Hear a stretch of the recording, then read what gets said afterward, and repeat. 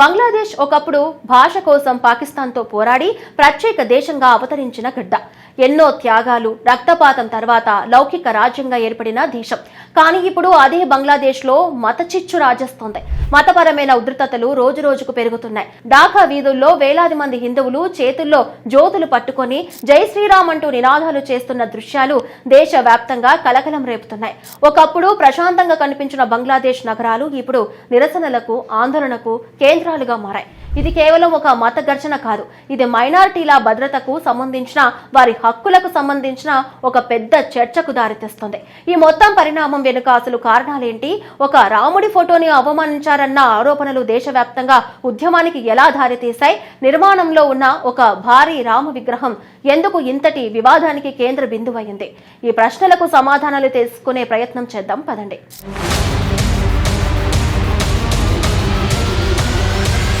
ఉత్తర బంగ్లాదేశ్లోని రాంగ్పూర్ ప్రాంతం ప్రస్తుతం తీవ్ర చర్చనీయాంశంగా మారింది. ఇక్కడ దాదాపు 81 అడుగుల ఎత్తులో ఒక భారీ శ్రీరామ విగ్రహం నిర్మాణం జరుగుతుంది. ఈ విగ్రహం పూర్తయితే బంగ్లాదేశ్లోనే అత్యంత ఎత్తైన రామ విగ్రహంగా చరిత్రలో నిలిచిపోతుంది. అంతేకాదు, ఈ ప్రాజెక్టులో రాముడితో పాటు శ్రీకృష్ణుడు, శివుడి విగ్రహాలను కూడా నిర్మించాలనే ప్రణాళికలున్నాయి. కోట్ల రూపాయల వ్యయంతో చేపట్టిన ఈ ప్రాజెక్టులో ఇప్పటికే సుమారు 80% పనులు పూర్తయ్యాయి. నిజానికి ఇది బంగ్లాదేశ్లోని హిందూ సమాజానికి గర్వకారణంగా భావించే ప్రాజెక్టు. కానీ కొందరు ఇస్లామిస్టు వర్గాలు ఈ ప్రాజెక్టును వ్యతిరేకించడం మొదలుపెట్టాయి. వారి నుంచి బెదిరింపులు పెరగడంతో ఆలయ కమిటీ నిర్మాణ పనులను తాత్కాలికంగా నిలిపివేయక తప్పలేదు. ప్రాజెక్టు నిలిపివేతతో వివాదం ఆగలేదు. ఈ నెల ప్రారంభంలో ఒక నిరసన కార్యక్రమం కూడా శ్రీరాముడి చిత్రాన్ని అవమానించారనే ఆరోపణలు వెలుగులోకి వచ్చాయి. రాముడి చిత్రంపై చెప్పులు ఉంచి అవమానించారని హిందూ సంఘాలు ఆరోపించాయి.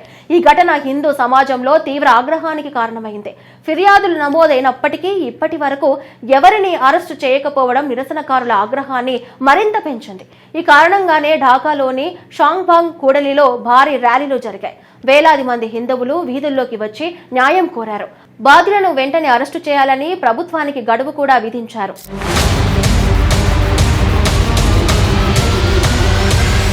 బంగ్లాదేశ్లో హిందూ జనాభా ఎందుకు తగ్గిపోతుందనే ప్రశ్న ఇప్పుడు కీలకంగా మారింది. ఈ సమస్యలను అర్థం చేసుకోవాలంటే బంగ్లాదేశ్ చరిత్రను కొద్దిగా వెనక్కి వెళ్లి చూడాలి. 1971లో పాకిస్తాన్ నుంచి విడిపోయి బంగ్లాదేశ్ ఏర్పడినప్పుడు లౌకికవాదం దేశానికి ప్రధాన సూత్రంగా ఉండేది. బంగ్లాదేశ్ అందరిది అనే నినాదంతోనే దేశం ముందుకు సాగింది. కానీ తర్వాత దశాబ్దాలలో రాజకీయ పరిణామాలు, మతపరమైన ప్రభావాలు దేశ సామాజిక నిర్మాణాన్ని క్రమంగా మార్చాయి. ప్రస్తుతం బంగ్లాదేశ్ జనాభాలో హిందువులు సుమారు 8% మాత్రమే ఉన్నారు. 1971 స్వతంత్రం సమయంలో ఈ సంఖ్య 14%గా ఉండేది. అంటే 5 దశాబ్దాలలో హిందూ జనాభా దాదాపు సగానికి తగ్గింది. వలసలు, సామాజిక ఒత్తిళ్లు, భద్రతా ఆందోళనలు, వివక్ష వంటి కారణాల వల్ల వారి సంఖ్య క్రమంగా తగ్గుతూ వచ్చింది. కొన్నేళ్లుగా బంగ్లాదేశ్లో హిందూ దేవాలయాలపై దాడులు, పూజా కార్యక్రమాల సమయంలో ఉద్రిక్తతలు, ఆస్తులపై దాడులు లాంటి ఘటనలు అప్పుడప్పుడు వెలుగులోకి వస్తూనే ఉన్నాయి. ముఖ్యంగా రాజకీయ అస్థిరత పెరిగిన సందర్భాల్లో మైనార్టీల భద్రతపై తీవ్ర ప్రశ్నలు తలెత్తుతున్నాయి. 2026 తొలి 3 నెలల్లోనే బంగ్లాదేశ్ 100కు పైగా మతపరమైన హింసా ఘటనలు నమోదైనట్లు నివేదికలు స్పష్టం చేస్తున్నాయి. ఇది చాలా తీవ్రమైన విషయం. అంటే ప్రతి 3 రోజులకు ఒక మత ఘర్షణ లేదా దాడి జరుగుతున్నట్లు అర్థం. ఇది బంగ్లాదేశ్లో మైనార్టీలు ఎంతటి భయాందోళనలు బతుకుతున్నారో తెలియజేస్తోంది.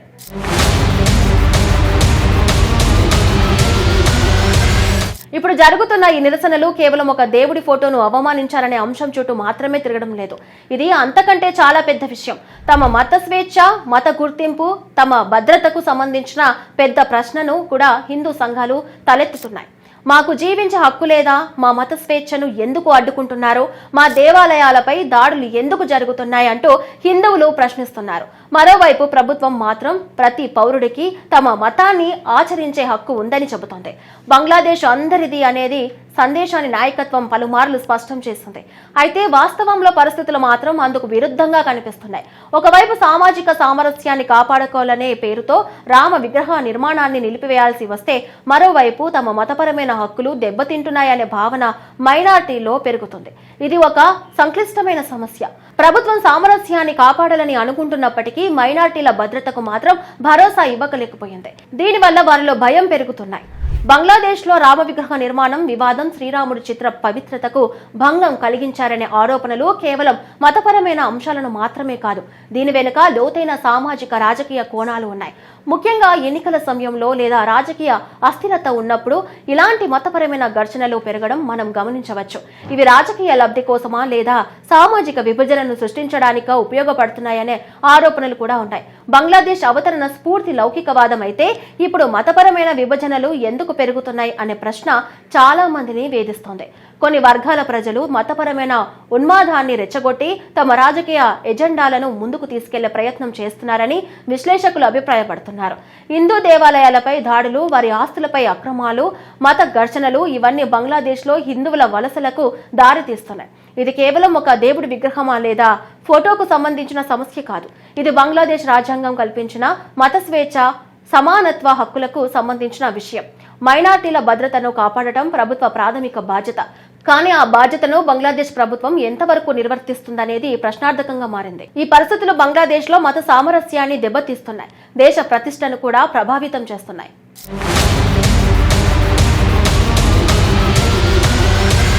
ఢాకా వీధుల్లో వినిపిస్తున్న నినాదాలు కేవలం ఒక రాముడి విగ్రహం కోసం మాత్రమే కాకుండా బంగ్లాదేశ్ లో మైనార్టీల భద్రత, మత స్వేచ్ఛ, సామాజిక సమానత్వంపై జరుగుతున్న పెద్ద చర్చకు ఉదాహరణగా నిలుస్తున్నాయి. ఒక లౌకిక దేశంగా అవతరించిన బంగ్లాదేశ్ కు ఈ పరిణామాలు ఎంత మాత్రం శ్రేయస్కరం కాదు. ప్రభుత్వం తక్షణమే జోక్యం చేసుకుని బాధ్యతలను గుర్తించి కఠిన చర్యలు తీసుకోవాలి.